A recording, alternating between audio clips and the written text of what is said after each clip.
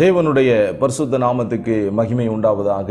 இந்த 9வது மாதத்தின் முதல் நாளிலே கர்த்தருடைய வாக்குத்தத்த செய்தியோடு கர்த்தருடைய நாளிலே உங்களை சந்திக்க செய்த ஆண்டவருக்கு மகிமை உண்டாவதாக. இந்த 2014 வருஷத்தில் 8 மாதங்களை கடக்க கர்த்தர் நமக்கு கிருபை பாராட்டினார். 8 மாதங்கள் அவருடைய கிருபை நமக்கு போதுமானதாக இருந்தது. அவருடைய வார்த்தைகள், வசனங்கள், அவருடைய வழி நடத்துதல்கள், அவருடைய ஆலோசனைகள் நம்மை நிறைவாக நடத்தினதில் என்பதில் எந்த விதமான சந்தேகமும் இல்லை. கர்த்தர் அற்புதமாக நம்மை நடத்தி வந்திருக்கிறார். இந்த 9வது மாதத்திலும் கர்த்தர் நம்முடைய வாழ்க்கையில் பெரிய காரியங்களை செய்ய அவர் நமக்காக ஆயத்தமாக இருக்கிறார். நாம் கர்த்தருடைய ஆசீர்வாதங்களை பெற்றுக்கொள்ள ஆயத்தமாக இருக்கிறோமா? இந்த புதிய மாதத்துக்குரிய வாக்குத்தத்த வசனத்துக்கு நேராக பரிசுத்த ஆவியானவர் நம்மை நடத்துவாராக. இந்த மாதத்துக்குரிய செய்திக்கு ஆதாரமாக ஒரு வசனத்தை நான் உங்களுக்கு வாசிக்கிறேன். சங்கீதங்களின் புஸ்தகம் 132 சங்கீதத்தில் உள்ள கடைசி 2 வசனங்களை நான் உங்களுக்கு வாசிக்கிறேன். சங்கீதங்கள் புஸ்தகம் 132 சங்கீதம் கடைசி 2 வசனங்கள். அங்கே தாவீதுக்காக ஒரு கொம்பை முளைக்க பண்ணுவேன், நான் அபிஷேகம் பண்ணுவித்தவனுக்காக ஒரு விளக்கை ஆயத்தம் பண்ணினேன், அவன் சத்துருக்களுக்கு வெட்கத்தை உடுத்துவேன், அவன் மீதிலோ அவன் கிரீடம் பூக்கும் என்றார். ஜெபம் செய்வோம். பரிசுத்த பிதாவே, இரக்கமுள்ள எங்கள் ஆண்டவரே, பரலோகத்தின் தகப்பனை, ஆசீர்வதிக்கப்பட்ட அருமையான அந்த நல்ல காலை நேரத்துக்காக ஸ்தோத்திரம். 8 மாதங்களை கிருபையாய் நாங்கள் கடந்து வர எங்களுக்கு உதவி செய்திரே உமக்கு ஸ்தோத்திரம். 8 மாதங்களில் எத்தனையோ விபத்துக்கள், எத்தனையோ ஆபத்துகள், இயற்கையின் பேரழிவுகள், நோய்கள், ஆண்டவரே பஞ்சங்கள், ஆண்டவர் யுத்தங்களின் செய்திகளை எல்லாம் நாங்கள் கேள்விப்பட்டு கடந்து வர கர்த்தர் இரக்கம் செய்திரே உமக்கு நன்றி செலுத்துகிறோம் ஐயா. உம்முடைய கிருபை எங்களோடு கூட இருந்ததுக்காக ஸ்தோத்திரம். உம்முடைய தயவுள்ள கரம் எங்களை ஆளுகை செய்து நடத்தினதுக்காக உமக்கு நன்றி செலுத்துகிறோம். எங்களுக்கு அன்றன்றுள்ள அப்பத்தை கொடுத்து எங்களுடைய தேவையெல்லாம் சந்தித்து ஆண்டவரே இந்த ஊழிய பாதையிலே உம்மோடு உள்ள இணைந்த வாழ்க்கையிலே எங்களை அற்புதமாய் நடத்தி வந்த தயவுக்காக ஸ்தோத்திரம். இந்த புதிய மாதத்தையும் கர்த்தர் எங்களுக்கு ஆசீர்வாதத்தை கொடுக்க போறீங்க. இந்த மாதத்திலே உங்களோட தயவுள்ள சித்தத்தை எங்களுக்குள்ளே பூரணமாய் நிறைவேற்ற போறீங்க. அதுக்காக ஸ்தோத்திரம். உங்களோட வார்த்தை நேராக எங்கள் நடத்துவீராக. இயேசுவின் நாமத்தில் வேண்டுகிறோம் பிதாவே, ஆமேன். தேவனுடைய பரிசுத்த நாமத்துக்கு மகிமை உண்டாவதாக. இந்த 9வது மாதத்திலே உங்களுடைய கொம்பு முளைக்க போகிறது. இந்த 9வது மாதத்திலே உங்களுடைய விளக்கை கர்த்தர் ஏற்ற போகிறார். அது மட்டுமல்ல, இந்த 9வது மாதத்தில் உங்களுடைய கிரீடத்தை கர்த்தர் பூக்க செய்ய போகிறார். பட்டு போயிருக்கிற வாழ்க்கை இந்த மாதத்திலே நிச்சயமாக அது பூக்க போகிறது. பூத்து குலுங்கி காய்த்து கனிதரக மரமாக நீங்கள் மாறப்போகிறீர்கள் என்பதையே இந்த காலவெளியில் பரிசுத்த ஆவியானவர் நமக்கு வாக்குத்தத்த செய்தியாக கொடுத்திருக்கிறார். தாவீதுக்காக ஒரு கொம்பை நான் முளைக்க பண்ணுவேன், தாவீதுடைய விளக்கை நான் ஏற்றுவேன், அவருடைய கிரீடத்தை நான் பூக்க செய்வேன் என்று ஆண்டவர் தாம் நேசிக்கிற தன்னுடைய இருதயத்துக்கு ஏற்றவனாகிய தாவீதை குறித்து சொல்வதை இந்த வேத பகுதியில் வாசிக்கிறோம். கர்த்தருடைய இருதயத்துக்கு ஏற்றவனாக இருந்த தாவீதை ஆண்டவர் அவனுடைய கொம்பை முளைக்க பண்ணினார். ஆடுகளுக்கு பின்பாக அலைந்து கொண்டிருந்த தாவீதுக்கு ஆண்டவர் ஒரு ஸ்தானத்தை ஏற்படுத்தி கொடுத்தார். கொம்பு என்று சொன்னால் அது வல்லமையை குறிக்கிறது, அதிகாரத்தை குறிக்கிறது. விளக்கு என்று சொன்னால் அவனுக்குரியதான அந்த உரிமை, அதிகாரம், பவர், வல்லமையை குறிக்கிறது. கிரீடம் அவனுடைய ஆளுகையை குறிக்கிறது. பிரியமானவர்களே, தாவீதுக்கு கர்த்தர் எல்லாவற்றையும் ஆயத்தம் பண்ணி கொடுத்தார்.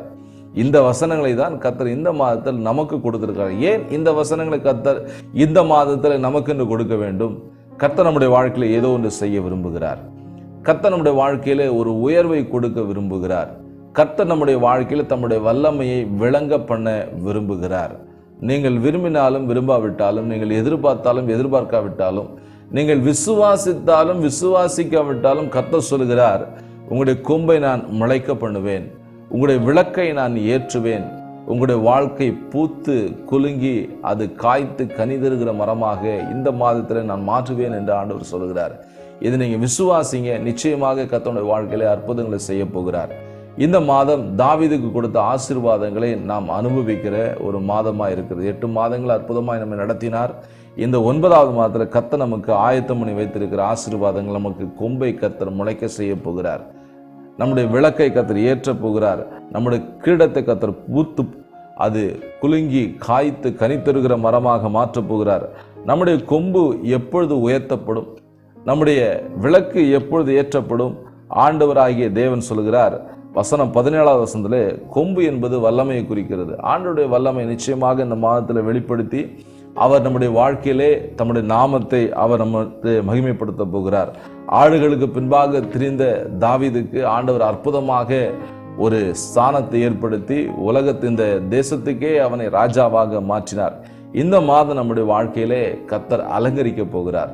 அலங்கோலமா இருந்த தாவீதுடைய வாழ்க்கையை கர்த்தர் அழகாக அலங்கரித்ததை போல உங்களுடைய வாழ்க்கையை கர்த்தர் நிச்சயமாக அலங்காரமாக மாற்றப் போகிறார். எல்லாவற்றுக்கும் மேலாக வெற்றி சிறந்த ஆண்டவராக இயேசு கிறிஸ்து கொலோசியர் 2ஆம் அதிகாரம் 14-15 வசனங்களிலே எல்லா அதிகாரத்தையும் பிசாசிலிருந்து உரிந்து கொண்டு அவனை வெளியரங்கமான கோலமாக்கி நிர்வாணமாக்கி ஆண்டவர் எல்லாவற்றையும் உரிந்து கொண்டார். சிலுவையில எல்லாவற்றையும் வெற்றி சிறந்தார். பிசாசின் தலையை நசுக்கி ஆண்டவர் ஜெயம் எடுத்தார்.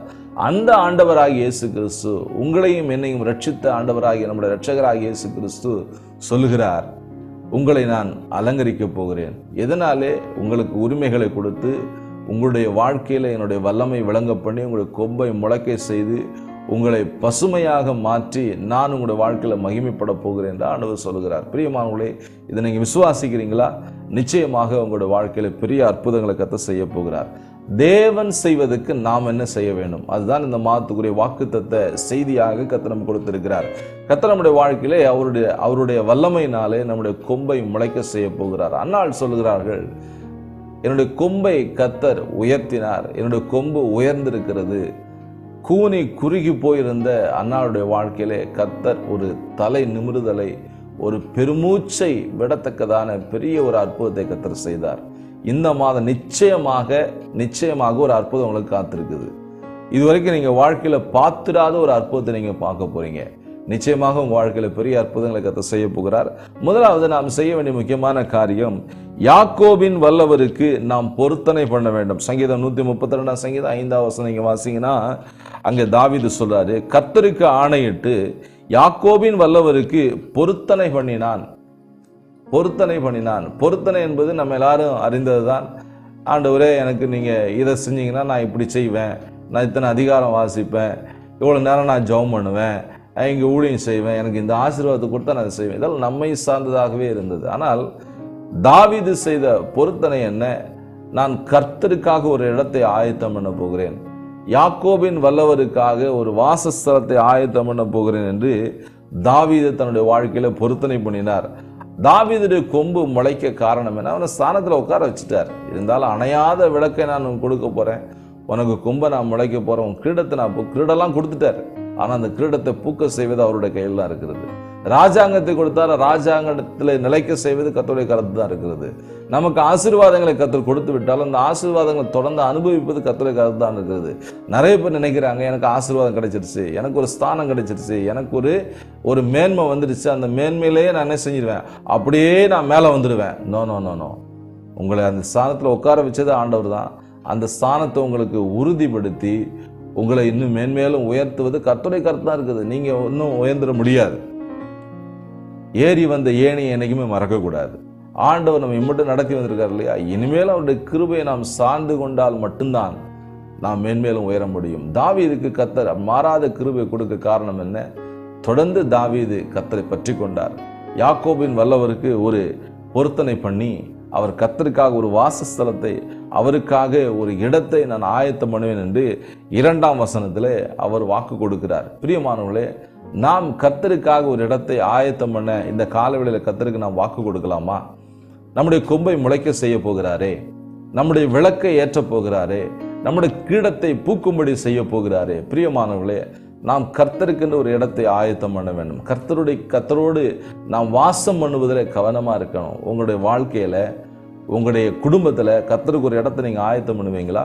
நீங்க ஒரு பொருத்தனை பண்ணுங்க, நான் நிச்சயமா கர்த்தருக்குன்னு ஒரு இடத்தை என் குடும்பத்தில் ஆயத்தம் பண்ணுவேன், கர்த்தருக்குன்னு என் வாழ்க்கையில ஒரு தனிப்பட்ட பிரத்யேகமான ஒரு இடத்தை ஆயத்தம் பண்ணுவேன், அவரோடு எப்பொழுது வாசம் பண்ணுகிற அனுபவத்துக்கு என்னை நான் ஒப்பு கொடுப்பேன். நீங்க ஒப்பு கொடுங்க.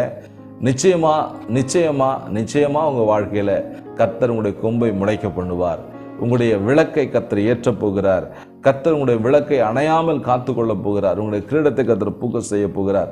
சர்வ வல்லவர் நம்மோடு வாசம் பண்ணினால் மட்டுமே இந்த காரியங்கள் சாத்தியமாகும். மனிதன் உங்கள் கொம்பை உயர்த்த முடியாது. மனிதன் உங்களுடைய விளக்கை அணையாமல் ஏற்றி பாதுகாக்க முடியாது. உங்கள் கிரீடத்தை மனிதனால் பூக்க செய்ய முடியாது. பிரியமானவர்களே, கர்த்தர் மட்டும்தான் அதை செய்ய முடியும். கர்த்தர் தான் மட்டும் நடத்தி வந்திருக்கிறார். 8 மாதங்கள் கர்த்தராக நடத்தி வந்திருக்கிறார். 8 மாதங்கள் மட்டுமல்ல, தாயின் கருவில உருவான நாள் முதற்கொண்டு நம்முடைய தாய் உருவாகும் என்பதாகவே கர்த்தர் நம்ம கிருபை வைத்து நம்மை நடத்தி வந்திருக்கிறார்.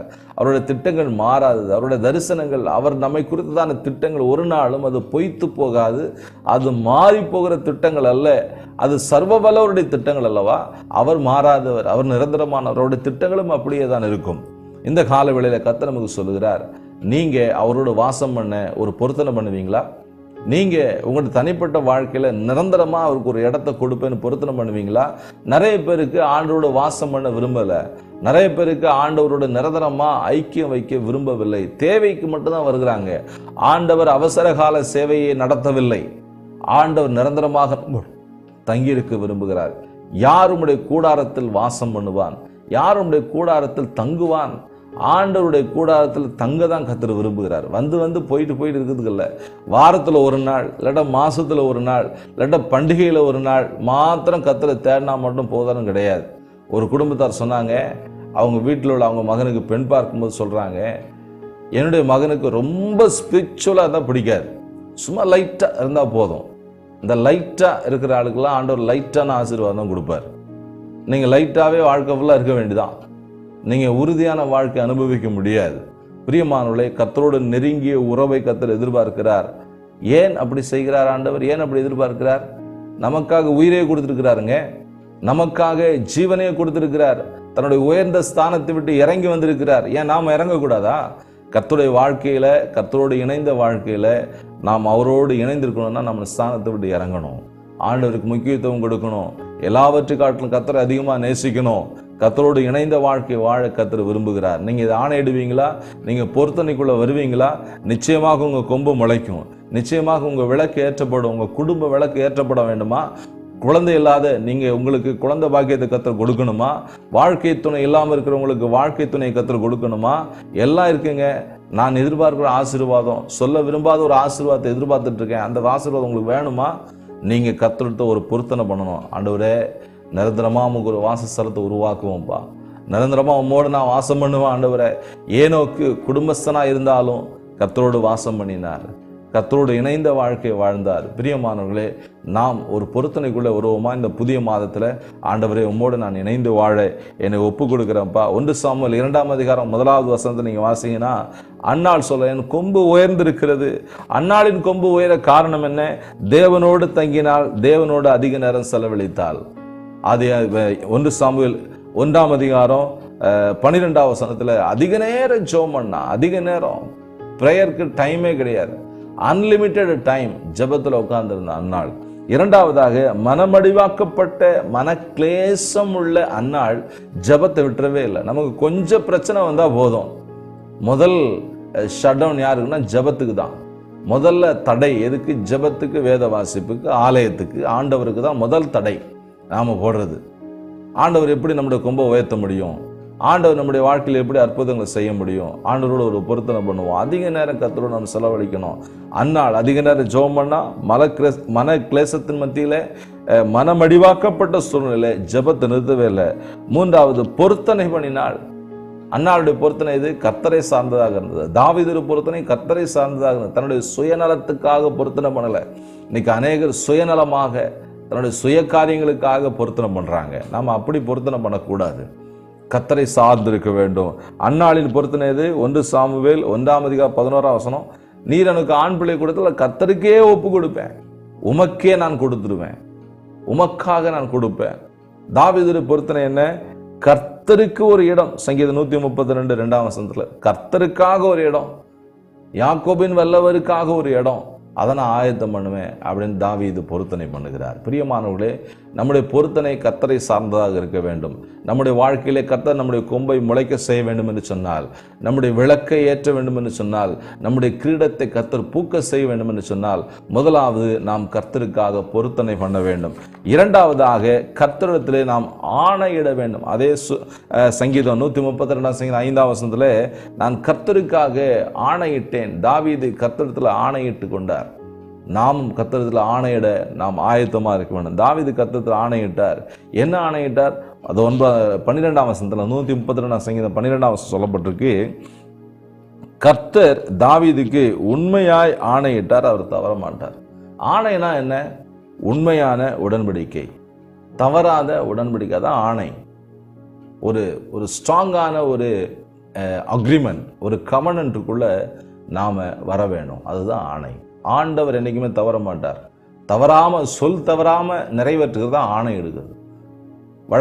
நம்முடைய வழக்க சொல்லின்படி சத்தியம் பண்றது. ஆண்டவருக்கு நம்ம ஒரு சத்தியம் பண்ணலாமா? என்ன சத்தியம் பண்ணணும்? ஆண்டவரே, நான் உம்மோடு இணைந்திருப்பேன்ப்பா, நான் உம்மோடு இணைந்த வாழ்க்கை வாழ்வேன், நான் உமக்கென்று ஒரு ஸ்தலத்தை நான் ஆயத்தம் பண்ணுவேன். ஆணையிட சத்தியம் பண்ண கர்த்தர் இந்த காலையில் நம்மை அழைக்கிறார். என்ன உடன்படிக்கை? அது ஆண்டவரோடு இணைந்த வாழ்க்கைக்குரியதான உடன்படிக்கை. கர்த்தருக்கு என்று ஒரு ஸ்தலத்தை ஆயத்தம் பண்ணுகிறதான உடன்படிக்கை. ஆண்டவரோடு நாம் செய்ய வேண்டிய உடன்படிக்கை என்ன தெரியுமா? 12ஆம் வசனம் சொல்லப்பட்டிருக்கு பாருங்க, உன் குமாரர் என் உடன்படிக்கையும் நான் போதிக்கும் என் சாட்சிகளையும் காத்து நடந்தால் அவர்கள் என் குமாரனும் என்றென்றைக்கும் உன் சிங்காசனத்தில் வீற்றிருப்பார்கள் என்றும் கர்த்தர் தாவீதுக்கு உண்மையாய் ஆணையிட்டால் தவற மாட்டார். பிரியமானவர்களே, என்ன ஒரு ஆணைக்குள்ள நம்ம வரணும்? உம்முடைய வசனத்தின்படி நான் வாழ்வேன்ப்பா, உம்முடைய போதனின்படி நான் வாழ்வேன் அப்படிங்கிறதான ஒரு ஆணைக்குள்ள, உறுதியான உடன்படிக்கைக்குள்ள நீங்க வரணும். இதை நீங்க உறுதியா உடன்படிக்கை பண்ணினீங்கன்னா கர்த்தர் உங்களுக்கு உதவி செய்வார். நிறைய பேர் உடன்படிக்கை பண்றதுக்கு, ஆணையிடுவதற்கு நிறைய பேர் தயங்குறாங்க. ஞானஸ்தானம் எடுக்க சொன்னா ஒரு அம்மா சொல்றாங்க, ஐயோ ஞானஸ்தானம் எடுத்துட்டா அப்படி இருக்கணுமே இப்படி இருக்கணுமே, அதெல்லாம் என்னால் முடியாது, அதனால நான் ஞானஸ்தானம் எடுக்கல. இப்படி சொல்லி பல வருஷம் போயிடுச்சு. பிரியமானவர்களே, நாம் ஒரு அடி எடுத்து வச்சா மீதியை கர்த்தர் பார்த்துக்கொள்வாங்க. தைரியம் இல்லை, அந்த வெளிச்சம் இல்லை. அதனால அநேகர் இன்னும் கர்த்தரோட உடன்படிக்கை பண்ணலை, ஞானஸ்தான உடன்படிக்கைகளே வரல. காரணம் என்ன? தேவனுடைய மகத்துவங்களை இன்னும் அறியாமல் இருக்கிறாங்க. நம்ம ஒரு அடி எடுத்து வச்சா கர்த்தர் நமக்கு பரிசுத்த வாழ்க்கையில் உதவி செய்வார். பரிசுத்தமாக நம்மளால் வாழ்ந்துட முடியாது. இந்த உலகம் கரைபடுத்துகிற பாவத்துக்குள்ள தள்ளுகிற உலகம் இது. நீங்க விரும்பினாலும் பாவத்துக்குள்ள இழுத்து தள்ளி விட்டுரும். அப்படிப்பட்ட உலகத்தை நம்ம வாழ்ந்துட்டு இருக்கிறோம். இப்படிப்பட்ட உலகத்துல வாழ்ற நமக்கு கர்த்தர் உதவி செய்வார். கர்த்தருடைய உதவி இல்லாம நம்ம பரிசுத்தமா ஜீவிக்க முடியாது. நாம கர்த்தருக்காக ஆணையிட்டு முன் வந்தால் கர்த்தர் நம்மை நடத்துவார், கர்த்தர் நம்மை ஆசீர்வதிப்பார். நாம் ஒரு ஆணையிட வேண்டும். எதற்காக? தேவனுடைய வசனத்தின்படி நான் வாழ்வேன், உம்முடைய போதனின்படி நான் வாழ்வேன்ப்பான்னு சொல்லி கர்த்தர்ட்ட நீங்க ஒப்பு கொடுக்கும்போது, ஆணையிடும் போது, கர்த்தருக்கு நீங்க சத்தியம் பண்ணும்போது, நிச்சயமாக அந்த சத்தியத்தை நிறைவேற்ற கர்த்தர் உண்மையும் நீதியும் உள்ளவராக இருக்கிறார். சத்தியம் அவர்தான் நமக்கு எல்லாமே, அவர்தான் நமக்கு வசனம். ஆதியாகமம் 17ஆம் அதிகாரம் 1ஆம் வசனத்துல ஆண்டவர் சொல்றாரு, உத்தமத்தை ஆபிரகாம்கிட்ட எதிர்பார்க்க. என்ன சொல்லி எதிர்பார்க்கிறார்? நான் சர்வ வல்லமை உள்ள தேவன், நீ எனக்கு நடந்து கொண்டு எப்படி உத்தமனாயிரு, நான் என்னுடைய சர்வ வல்லமை விளங்க பண்ணணும்னு சொன்னா, உன் சந்ததியை பெருக பண்ணணும்னு சொன்னா, செத்து போன உன் சரீரத்திலிருந்து நான் புதிய சந்ததியை உருவாக்க வேண்டும் என்று சொன்னால் நீ எனக்கு முன்பாக உத்தமனாயிரு. எதுல உத்தமனாயிரு? என்னோட கற்பனைகளை கைக்கொள், அதுல உண்மையாரு, அதுல ஒழுங்காரு. உத்தமத்தை கர்த்தர் எதிர்பார்க்கிறார். ஆண்டவர் இயேசு சொல்றார், உண்மையும் உத்தமுள்ள வேலைக்காரனே உன் எஜமானோட சந்தோஷத்துல பிரவேசி. உண்மையும் உத்தமுள்ளவனா நாம் இருக்கணும். உண்மைக்கும் உத்தமத்துக்கும் இயேசு கிறிஸ்து தான் உதாரணம். அவருடைய உண்மை, அவருடைய உத்தமம் வார்த்தையால வர்ணிக்க முடியாதது. அந்த உத்தமர்கிட்ட நாம கேட்டா நிச்சயமா நாம உத்தமமா வாழ அவர் நமக்கு உதவி செய்வார், அவர் நமக்கு கிருபை செய்வார். கர்த்தரிடத்தில் இந்த காலவேளையில் நாம் ஒரு ஆணையிடுவோம், ஒரு பொருத்தனை பண்ணணும். இரண்டாவது, ஒரு ஆணை, உறுதியான உடன்படிக்கைக்குள்ளே நாம் வர வேண்டும். கர்த்தருக்காக நான் எல்லாம் செய்வேன், கர்த்தருடைய வசனத்தினுடைய வாழ்வேன் அப்படிங்கிறதான ஒரு உறுதியான உடன்படிக்கைக்குள்ள வர வேண்டும். கடைசியாக பிலிப்பியர் 2ஆம் அதிகாரம் 5 முதல் 8 வசனங்களை இங்க வாசிங்கன்னா, மரணம் வரை கீழ்ப்படிய நம்மை ஒப்பு கொடுக்கணும். மரணம் வரை நம்மை தாழ்த்த, நம்மை கீழ்ப்படிய நாம் ஒப்பு கொடுக்கும் போது நிச்சயமாக கர்த்தர் நம்மை ஆசீர்வதிப்பார். இயேசு கிறிஸ்துவில் இருந்த அந்த சிந்தனை தான் நமக்கு வேணும். நம்முடைய கொம்பை முளைக்கப்படணும்னு சொன்னா, நம்முடைய கிரீடத்தை பூக்க செய்யணும்னு சொன்னா, நம்முடைய விளக்கை ஆண்டவர் ஏற்ற வேண்டும் என்று சொன்னால், நாம் செய்ய வேண்டிய முக்கியமான காரியம் மரணம் வரைக்கும் நாம் கீழ்ப்படிய நம்மை ஒப்பு கொடுக்கணும். இயேசு மரணம் வரைக்கும் தம்மை தாழ்த்தினார், மரணம் வரைக்கும் கீழ்ப்படிந்தார். சிலுவையின் மரணம் வரைக்கும் அவர் கீழ்ப்படிந்தார். கீழ்ப்படிந்து பிதாவுக்கு கீழ்ப்படிந்து ஆண்டவருடைய உயர்வை அவர் நமக்கு உதாரணமாக வைத்திருக்கிறார். இயேசு கிறிஸ்துவை தேவன் எல்லாவற்றுக்கும் மேலா உயர்த்திட்டாராம், எல்லாவற்றுக்கும் மேலா உயர்த்திட்டார். அவருடைய பாதத்தின் கீழ் தான் எல்லாமே, அவருடைய பாதத்தின் கீழ் தான் எல்லாமே. அதுக்கு மேல ஒண்ணுமே கிடையாது. எல்லாம் அவருடைய ஆளுகைக்கு உட்பட்டிருக்கிறது. பிரியமானவர்களே, நீங்க பயப்படுறீங்களா? இந்த 9ஆம் மாதம் என்ன ஆக போகுதுன்னு பயப்படுறீங்களா? பயப்படாதீங்க, எல்லாம் அவருடைய கட்டுப்பாட்டுக்குள்ளே இருக்குது. அவரை நம்பி ஒரு கீறல் கூட உங்கள் மேலே விழாது. அவரை நம்பி ஒரு சேதமும் உங்களுக்கு உண்டாகாது. கர்த்தருடைய கரம் உங்களோடு கூட இருக்கும். இந்த 9ஆவது மாதம் உங்களுடைய கொம்பு முளைக்கும், உங்கள் கிரீடம் பூக்கும், உங்கள் விளக்கு ஏற்றப்படும். கர்த்தருடைய ஆளுகைக்கு நீங்கள் ஒப்பு கொடுங்க. நிச்சயமாக கர்த்தர் உங்களை ஆண்டு கொள்வார். உங்களுடைய எல்லா சூழ்நிலையை காட்டிலும், பிரச்சனையை காட்டிலும், குழப்பங்களை காட்டிலும், மனவேதனைகளை காட்டிலும் நம்முடைய தேவன் பெரியவர். அவருடைய சர்வ வல்லமை பெரியது. லூக்கா 2ஆம் அதிகாரம் 51 மற்றும் 52 வசனங்களை, இயேசுவானவர் ஞானத்திலும் வளத்திலும் தேவ கிருபையிலும் மனுஷதெல்லாம் அதிகமாக விருத்தி அடைந்தார்னு வாசிக்கிறோம். விருத்திய காரணம் என்ன? தன் பெற்றோரிடத்தில் போய் கீழ்ப்படிந்திருந்தார். அல்லேலூயா. நம்முடைய ஆண்டவராய் இயேசு கீழ்ப்படிதலுக்கு முழுமையான உதாரணம். அவர் சிலுவையின் பரிந்து கர்த்தர் கீழ்ப்படிந்தார். அவர் எல்லாவற்றிலும் பிதாவுக்கு கீழ்ப்படிந்தார், பிதாவுடைய சித்தம் செய்தார். இந்த காலவெளியில், இந்த புதிய மாதத்தில் தேவனுடைய சித்தத்தை நான் செய்வேன் நம்மளை ஒப்பு கொடுக்கலாமா? இந்த 9ஆவது மாதம் ஆண்டவர் உங்களை ஆசீர்வதிக்கிற மாதம். இந்த 9ஆவது மாதம் கர்த்தருடைய வாழ்க்கையில் பெரிய காரியங்களை செய்கிற மாதம். இந்த 9ஆவது மாதம் உங்கள் குடும்ப விளக்க கர்த்தர் ஏற்ற போகிற மாதம். இந்த 9ஆவது மாதம் உங்கள் வாழ்க்கையில கர்த்தர் பெரிய மாற்றங்களை கொண்டு வருகிற மாதம்.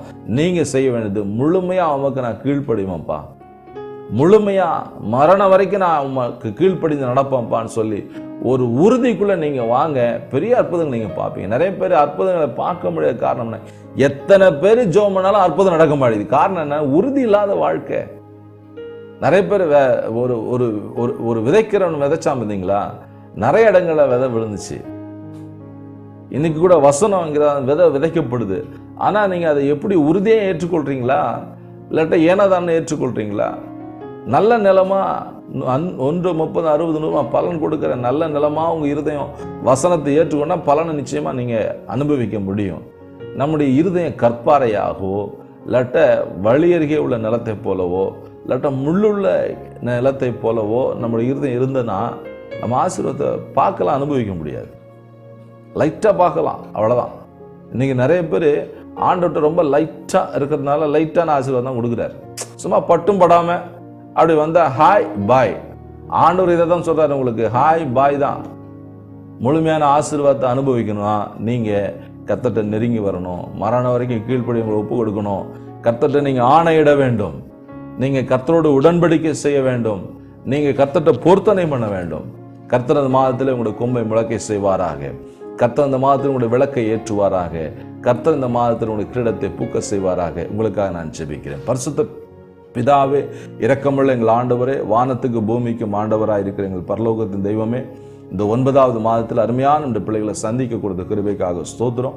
இந்த பிள்ளைகளை இந்த மாதத்தில் நீர் ஆசீர்வதிப்பீராக.